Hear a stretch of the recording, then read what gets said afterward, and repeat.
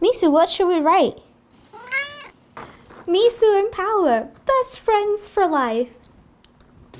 Chocolate is life, and I'm about to change your life. I got my start in the pastry industry with Mr. Chocolate himself, Chef Jacques Torres, and he showed me so many neat tips and tricks that I'm gonna show you today. So I'm gonna take you to chocolate school, and hopefully Jacques doesn't judge. Today we're making tropical Mendiants, and we're gonna be tempering chocolate using the microwave. That's right, the microwave, because we're gonna make sure that there is zero mess to this technique, and you're gonna be making chocolate so much at home.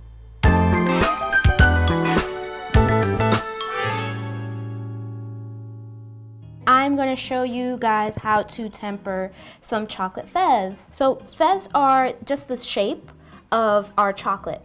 If you go to the grocery store and you find chocolate bars, you could totally do this as well with this type of chocolate shape. There's no difference in how you temper when you have chocolate squares, chocolate féves, circles, discs, etc. That being said, I have dulce, which is a caramelized white chocolate. I have strawberry inspiration, which is flavored cocoa butter. And then we have dark chocolate. That's actually from the Dominican Republic. Isn't that cool? So now let's temper our chocolate. I'm going to choose this strawberry chocolate because I think the flavors are gonna pop, but we're gonna try to make Mendiants in each flavor. We're gonna make little different combinations so that I feel like I'm on a tropical oasis. Let's put a portion of this into our bowl. Let's get this into the microwave. We're gonna start with 30-second intervals, making sure that our chocolate does not sit in the microwave for far too long. You can see that the chocolate already is starting to melt. So what I like to do in this process is just give it a nice little mix. So now we're gonna put this again for 30 more seconds, but making sure that we keep a watchful eye on our chocolate. So far, we've microwaved this chocolate for a minute, and you could already see that the chocolate on the outside is melting. Literally what we're doing is we're kind of cooking the cocoa solids in the chocolate so that they melt the rest of the ingredients around them. So now that we have our beautiful chocolate melted and smooth, we have to crystallize this in order to make sure that it stays beautiful and shiny at the end of this process. If you look at this chocolate right now, you'll see that it's really hot actually for what chocolate's supposed to be. So I'm at 98 degrees, and I think that's a little bit too hot. So in order to make sure that we start forming crystals, I'm gonna start adding féves to my melted chocolate to form crystallization and drop it down to the temperature that I need it to be. And carryover heat will start to melt these féves. So now I'm just agitating this, and the tempering process is now happening right inside of my bowl. And I didn't have to turn on my stovetop for this, which is amazing. So any white chocolates or any type of cocoa butter based chocolates, I'm gonna be looking for my temperature to drop down to 79 degrees Fahrenheit. We're not looking for our féves to melt in this. We are actually making sure that our féves stay whole because they are acting as catalysts for our crystals. So we are at 77 now. I'm going to pop this back into the microwave at 5-second intervals. Because I am tempering such a small amount, I want to make sure that I am paying attention to all those seconds in the microwave because every second counts here. So I'm going to start my microwave for the 30-second interval, but I'm just going to be counting down to make sure that I only am in there for 5 seconds at a time. And in each 5-second interval, I am going to keep mixing to make sure that nothing gets left behind.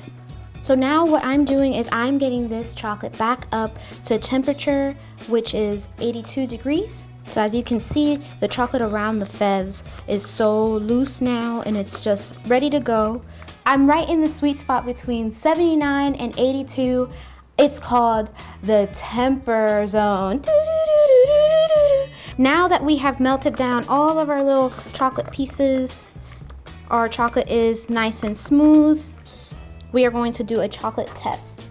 So you grab a little knife and we're gonna put this in the fridge, and let's cross our fingers and hope that our chocolate comes out beautiful and is set. Now we are here and we're ready to check our chocolate temper. You can see that our chocolate is actually pretty hard. I can tap it and you can hear it, and also it is shiny and it will snap. There's the tiniest little snap, but we did it! Yeah! Misu! Yeah! We're gonna keep agitating our chocolate before we add it into our piping bag. Here's our piping bag, and now we're going to add our chocolate. We're going to cut off a sizable amount of the piping bag's tip. So I'm going to start piping little discs. So one thing I like to do in this stage before I add any of my nice little tropical fruits and pieces, I tap them out.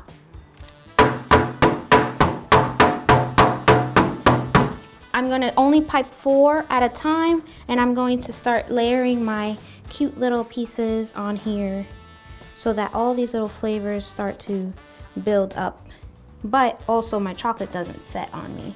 I'm choosing a few tropical flavors that I really enjoy, which is papaya and dried mango. I'm gonna go in with some sunflower seeds for crunch, and then poppy seeds for color. And last but not least, my favorite, the cashew, the prized possession of the Dominican Republic, at least on the countryside. My favorite little dried nut. So I'm piping out my chocolates out to, I guess, this is like a quarter size, but since I'm tapping it out,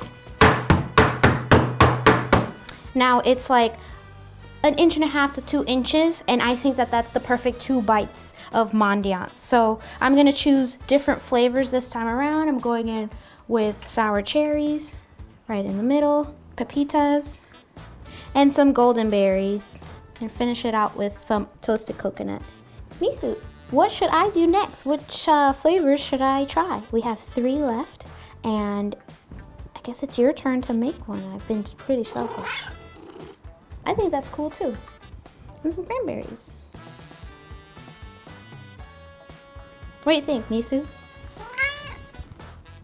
There you have it. You have all your little pieces of chocolate Mendiants. I've used all of these tropical flavors like pineapple, papaya, mango, cashews, which for me, cashews are one of those things that I can go on a road trip in the Dominican Republic and we always have freshly roasted, freshly grown cashews.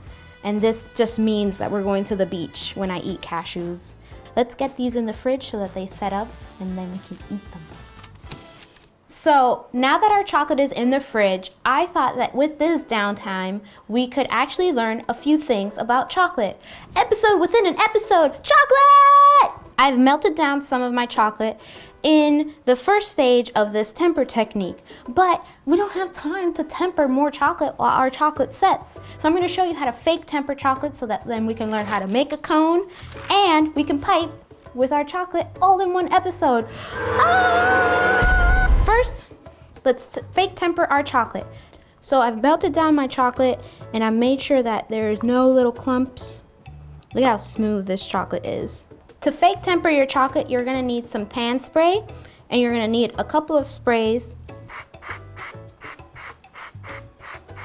When you say fake temper, it does not mean that you can use this technique to make Mendiants, but it's a perfect technique to write on cakes or make little decorations. I'm gonna show you a really quick and easy way to make a cone so that you can pipe with your chocolate. So you're forming a 90-degree angle. You're gonna hold it down with your finger. You're gonna take this edge and you're gonna form your cone. So now that they're matched up, you're gonna grab them together. Then you're gonna use your hand as a cone and you're going to bring this guy around all the way up, but you're not done yet because this guy actually moves, and this is how you're going to be able to tighten the tip of your piping cone. So I like to make sure that everything is lined up up here, and then I hold it down and I give it another line up, and I keep shifting the outer one and the inner one until we make a perfect little cone. And then we're gonna lock it one more time using our scissors. And now our cone is done. Perfect little cone. Make sure you don't overfill this guy because literally there is nothing preventing your chocolate from flowing out of this little guy. It's paper. Come on, guys. So I filled my bag like halfway. So I'm making sure that the edge of my piping cone is to the back, and that's really gonna help secure this bag. I'm going to lay it flat, and then I'm gonna start sealing my piping bag so none of that chocolate oozes out. So you have to roll it a couple of times. Misu, what should we write? Misu and Paola, best friends for life. Okay, so now we've finally gotten to our chocolate tasting stage. We have gone through tempering chocolate. I made these delicious chocolate ones, and they're full of tropical flavor. I can't wait to start getting all those crunchy feelings, that smooth chocolate on my palate. I'm so excited. It's so thin, and like the cool thing about this is that it's not a whole chocolate bar, so you don't have to commit to eating a whole chocolate bar. But this 2 to 3 bites of chocolate Mendiant is gonna blow your mind. And it's so easy to store and have them on hand. Is it time for me to taste these? Misu, I think we should give it a try.